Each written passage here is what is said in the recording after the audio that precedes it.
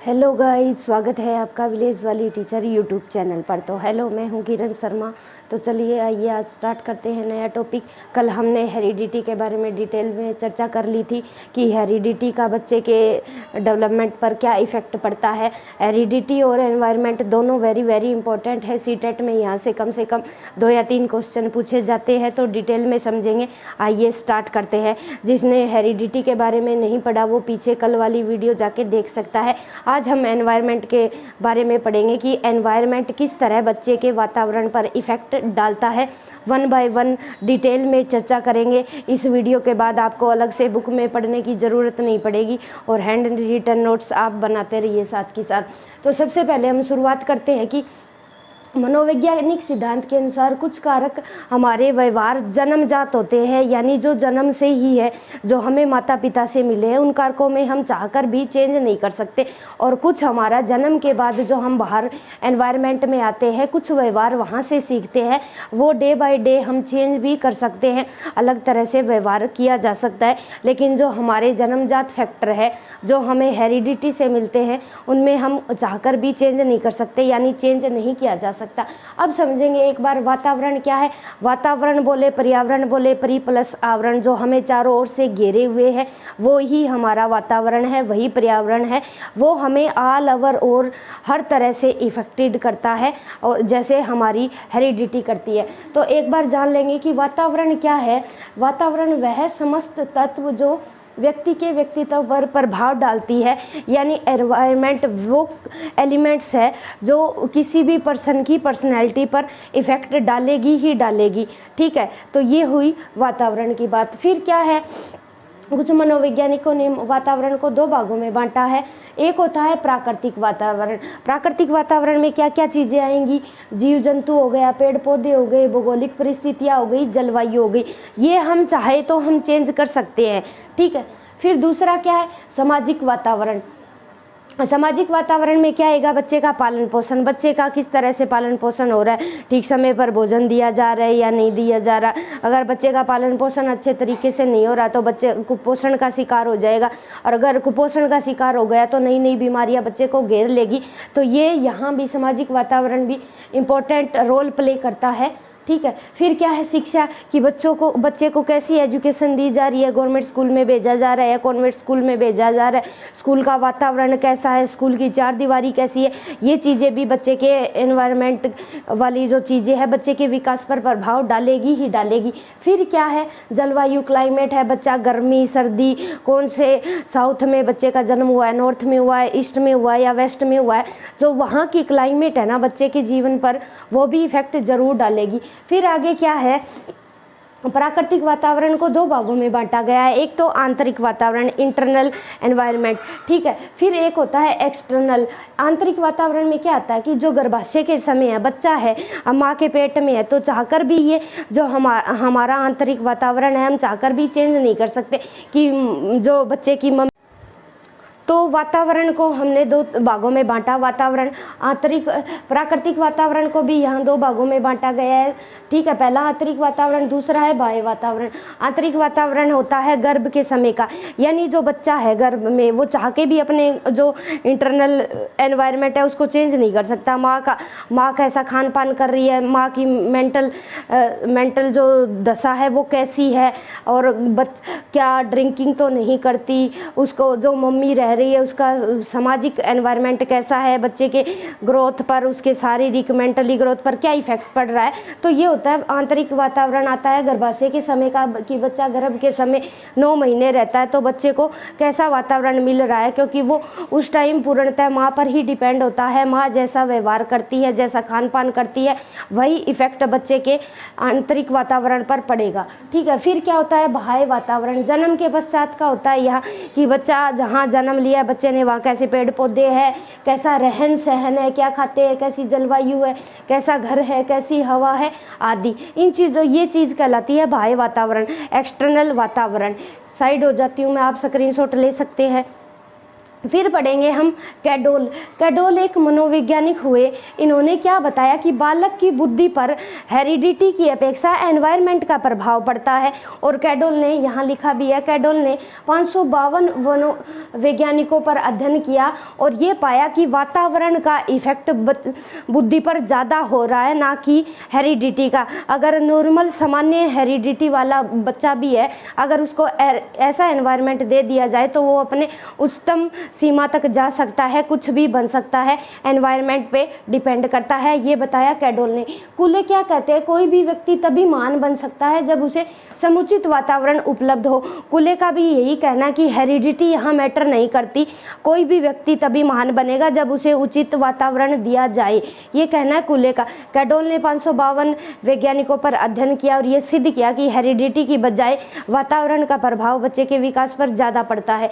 ठीक है, फिर क्या है वातावरण पर पड़ने वाले प्रभाव। ठीक है, वातावरण है वो कैसे बालकों के विकास को कैसे इफेक्टेड करता है, हम वन बाय वन समझेंगे।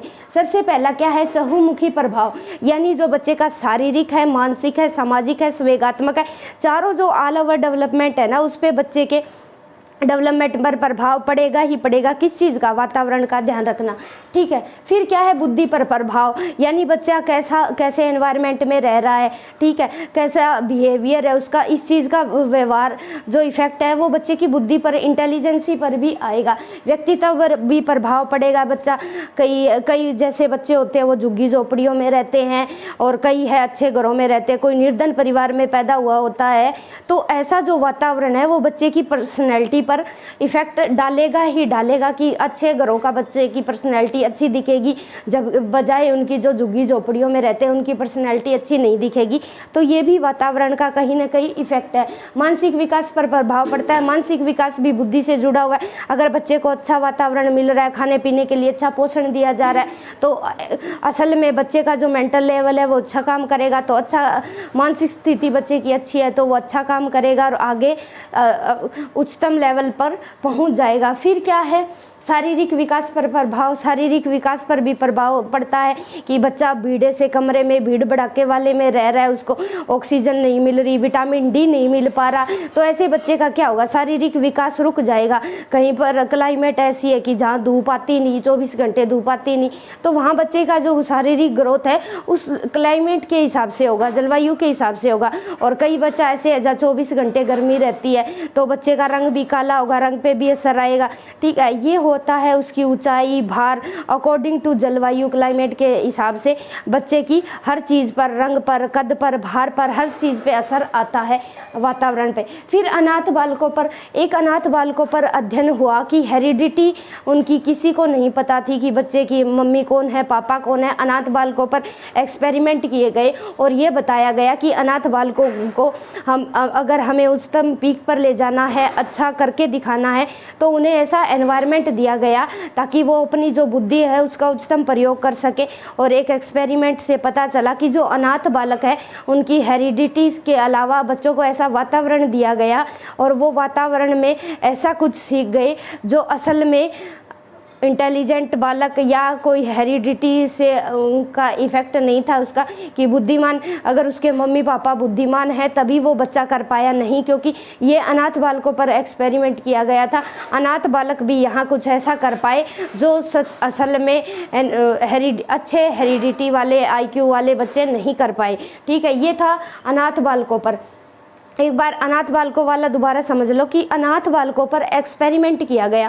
क्या बताया गया कि उनको एक अच्छा ऐसा माहौल दिया गया, वो बच्चे वहाँ हाईएस्ट स्तर तक जा सके, अच्छा कर सके, कोई डॉक्टर बना, कोई इंजीनियर बना, लेकिन बजाय कि उनकी हेरिडिटी अच्छी थी लेकिन IQ भी अच्छा था, उन्हें ऐसा एनवायरनमेंट नहीं दिया गया कि वो इंजीनियर बन सके, डॉक्टर बन सके। तो उस ऐसी IQ का क्या फ़ायदा हुआ, वो बच्चे जहाँ थे वो वहीं रह गए।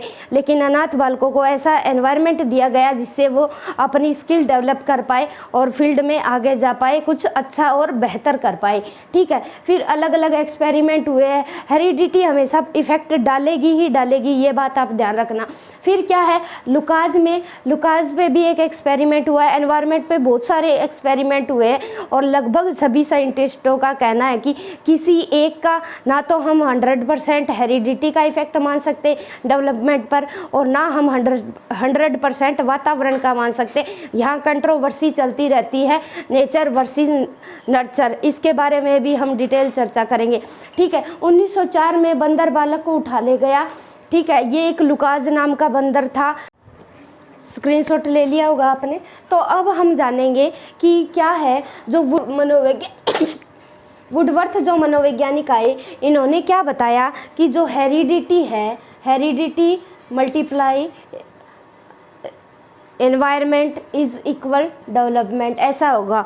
तो हेरिडिटी ने वंशाक्रम को, हेरिडिटी को वुडवर्थ ने आत्मा माना है और एनवायरनमेंट को शरीर माना है। कि जिस तरह शरीर हमारा आत्मा के बिना अधूरा है, वैसे ही बच्चे का जो डेवलपमेंट है, ठीक है, वैसे ही बच्चे का जो डेवलपमेंट है वो हेरिडिटी के बिना भी अधूरा है और वातावरण के बिना भी अधूरा है। किसी एक के बारे में हम चर्चा नहीं कर सकते, दोनों एक दूसरे के पूरक है, दोनों एक दूसरे के पहलू है। किसी एक की 100% वैल्यू नहीं है, यहाँ दोनों मिलकर एक शरीर का, एक ढांचे का निर्माण कर रही है। ठीक है, यहाँ ध्यान रखना, कभी भी हेरिडिटी और एनवायरनमेंट कभी भी 0% नहीं हो सकती।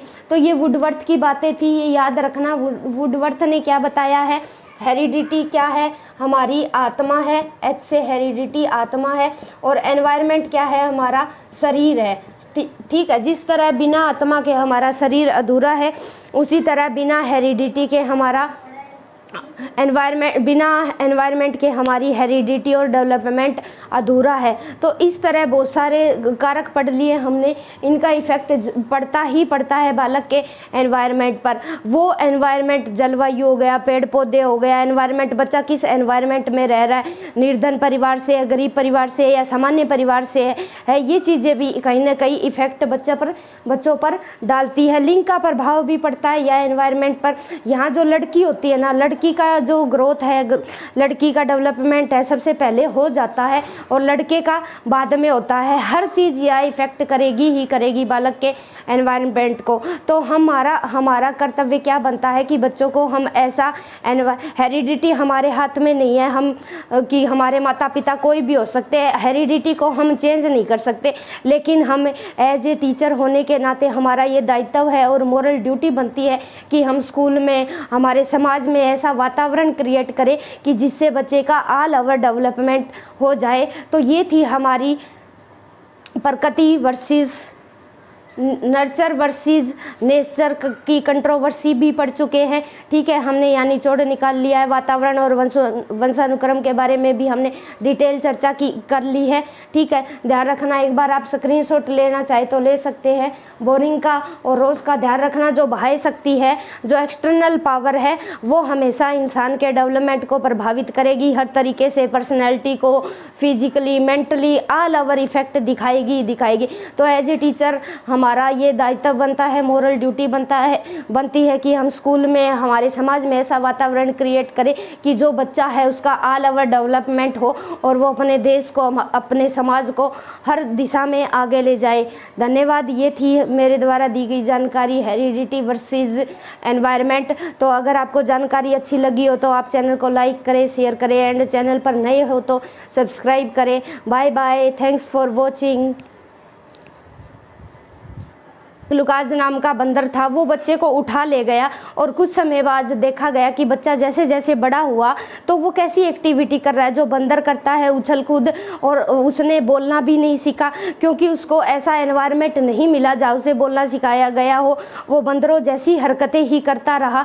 ठीक है, उछल कूद करता रहा, उसने ह्यूमन बीइंग जैसी कोई एक्टिविटी नहीं की और अपने हाथों और पैरों से ऐसे ही चल रहा है वो जैसे बंदर चलते हैं। क्यों? क्योंकि एनवायरनमेंट का प्रभाव पड़ा। उसने वही चीज़ें सीखी जो बंदर कर रहे हैं, उसके समाज में जो चीज़ें हो रही है। ठीक है, ये लुकास का एक एक्सपेरिमेंट था। इसी तरह कैडोल के बारे में भी हम पढ़ चुके हैं। 552 वैज्ञानिकों पर अध्ययन किया, वातावरण का बुद्धि पर ज़्यादा प्रभाव पड़ा। ये कॉमन सेंस है, ये हम एनवायरनमेंट में एक बार ध्यान रखना ज़रूरी है ताकि हमारा कंसेप्ट क्लियर हो जाए। वैसे सीटेट में ऐसे पूछे नहीं जाते कि 1904 में ऐसे बंदर हुआ, ये सिर्फ आपको समझाने के लिए लिखा गया है। फिर बोरिंग मनोवैज्ञानिक आए, ये क्या कहते हैं कि जीन्स के अलावा प्रत्येक कारक है वो वातावरण है। बोरिंग क्या बताते हैं कि जो जीन्स है, हमारे जो हेरिडिटी है, उनको छोड़ के बाकी जो सारी चीज़ें हमें दिखाई दे रही है ना, वो वातावरण है। फिर रोस मोदे क्या कहते हैं कि बाह्य शक्ति है जो हमें प्रभावित करेगी ही करेगी, कि एनवायरनमेंट ऐसा है जो हमें प्रभावित करता ही करता है। ठीक है, हम एनवायरनमेंट से अछूते कभी भी नहीं रह सकते। फिर वुडवर्थ आएंगे। वुडवर्थ ने क्या किया, प्रकृति और नेचर वर्सेस नर्सर पर कंट्रोवर्सी हमेशा चलती रहती है। किसी भी ना तो 0% हेरिडिटी हो सकती ना। एक बार एग्जांपल से समझेंगे कि हेरिडिटी है, हेरिडिटी को मैं एच से लिख रही हूँ, ठीक है, इधर आ जाती हूँ। हेरिडिटी ये 0% नहीं हो सकती और ना ये एनवायरनमेंट 0% नहीं हो सकता। अगर हेरिडिटी 50 है तो 50 ही एनवायरनमेंट रहने वाला है। अगर हेरिडिटी 90% है तो 10% एनवायरनमेंट रहने वाला है। अगर 10% हेरिडिटी है तो एनवायरनमेंट 90% रहने वाला है। ये H गुणा E ऐसे कंट्रोवर्सी चलती है इज इक्वल, ठीक है, डेवलपमेंट। ऐसा नहीं हो सकता कि हेरिडिटी 0 हो गई और एनवायरनमेंट 100 हो गया, इसके इज इक्वल डेवलपमेंट हो गया, ऐसा नहीं होता कभी भी। ठीक है, तो वुडवर्थ आए। वुडवर्थ क्या कहते हैं कि जो हमारा जो एनवायरनमेंट है ना, वुडवर्थ क्या बताते हैं, हमारा एनवायरनमेंट है ना वो हमारी आत्मा है। ठीक है,